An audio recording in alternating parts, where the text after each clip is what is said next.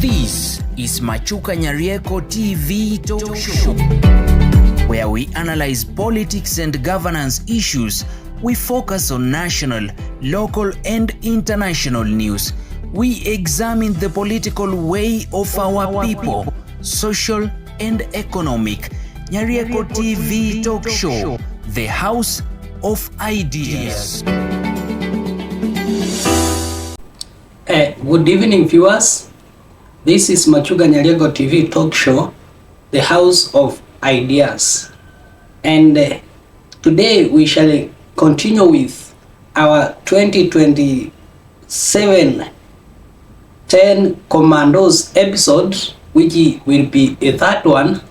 And today probably we shall look at what should Matiang'i, Kalonzo, Reg Gachagua, and others do in case they get into power. And for us to understand what they should do, we shall review what the Kenya Kwanza government has not done. What has made the Kenya Kwanza government unpopular to the young people, to the church, and to everyone else. But before we proceed, if you are watching this channel for the first time, kindly subscribe so that whenever we produce another video, YouTube will automatically notify you. And to our resident subscribers, thank you for your continued support. Back to our discussion. Let me sit properly. What will happen if this new team takes over come 2027? Because the talk of the villages, talk of the town is that they must make changes come rain, come shine, come 2027. What has the current regime done? Because it was overwhelmingly voted in by the church and the young people. What has it done?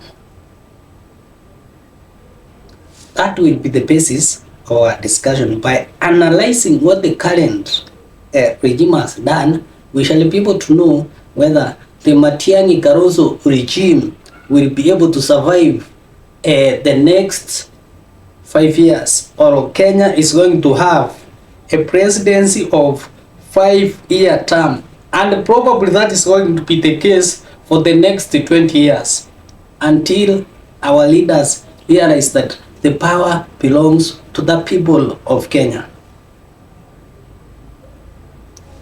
One, in order to understand what the current government has failed to do, or what has made it to be totally unpopular, is lack of information.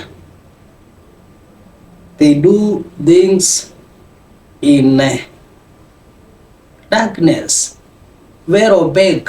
You cannot know, you cannot predict of their manifesto what is being implemented. And if it is being implemented, is it being implemented following the rules and procedures as public participation been taking place? So darkness in the current regime has totally put it in trouble. Corruption. Corruption is the main dominant issue. Well, when the former president Uhuru Muigai Kenyatta was in power, he said that at least 2 billion are being stolen every day.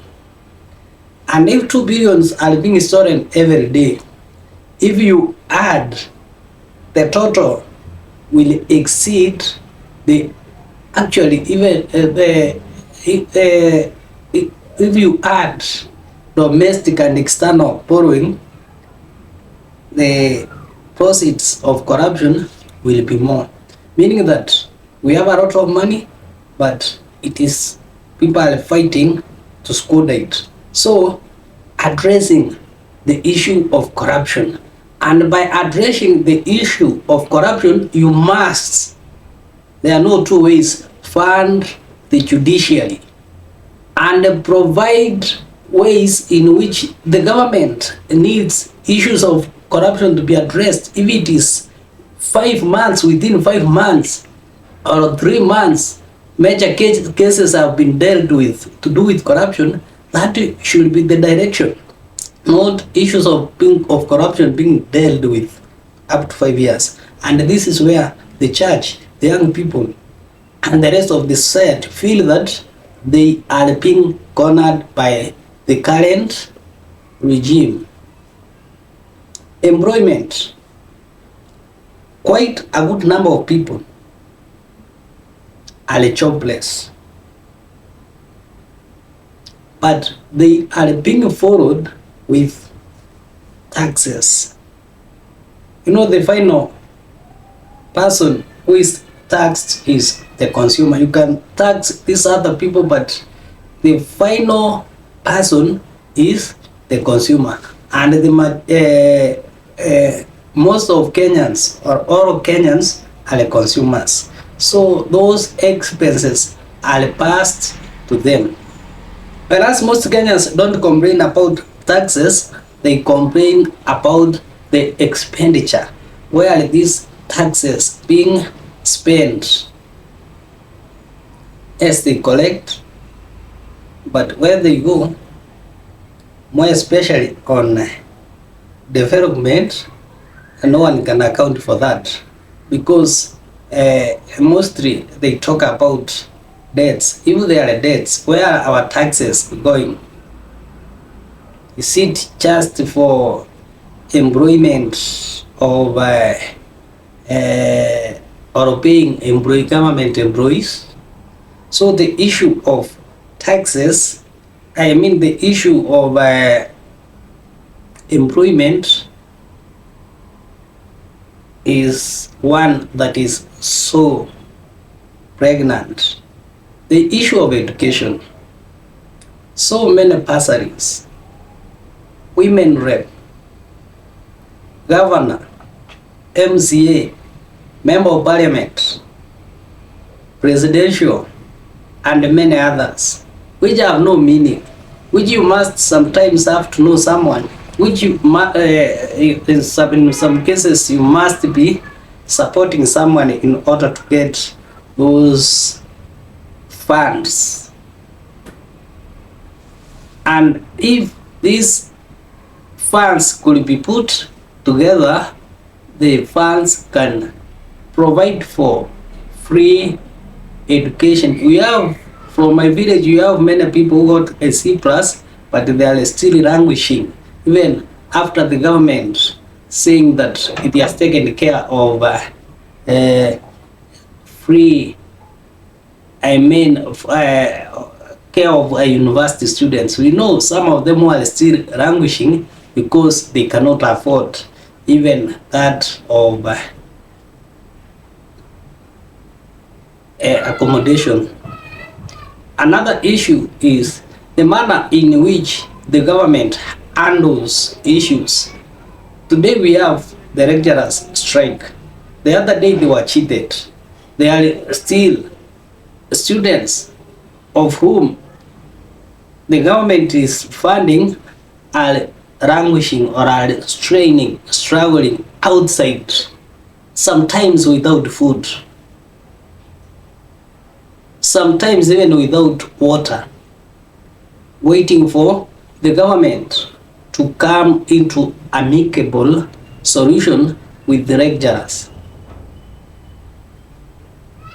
That's not the only case. There are many issues which the government does not bother about solving. But when we come to issues of impeachment of one of their own, they do it within the shortest time. When we come to development, people are promised that development will start from down, going upwards. And to me, what this made is that employment opportunities were to be taken into grassroots level. This has not happened. Even the one for housing, which the government does post about, I've not come across any person who tells me is working with the housing projects. So that means we are so many, we have very many people such that we cannot depend on housing projects alone. By the fact that I've not come across any person telling me that I'm working in those housing projects, because when you talk of 160,000 people, those are many people, and that shows that there is a lot of people who are totally unemployed. And another issue that is Matiang'i and Kalonzo should look at is disunity, betrayal. You can not go to hunt.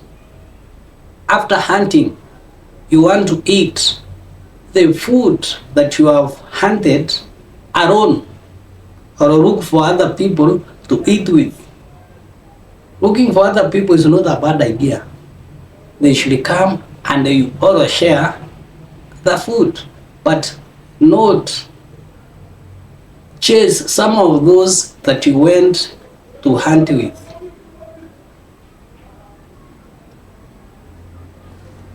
So the stability of Matiang'i, Kalonzo, Gachagua, Papo Win, among others, those who are within the 10 commandos, of course, whom I believe that will take over power come 2027, must be very careful because of the large youthful unemployment, and they do the right thing. Countries like China have taken lesser time, or took lesser time to develop because of the programs, because of not condoning issues like corruption, because of rewarding demonstrators. In China, demonstrators are rewarded, while those who made the demonstrations or who allowed the demonstrations to occur are punished.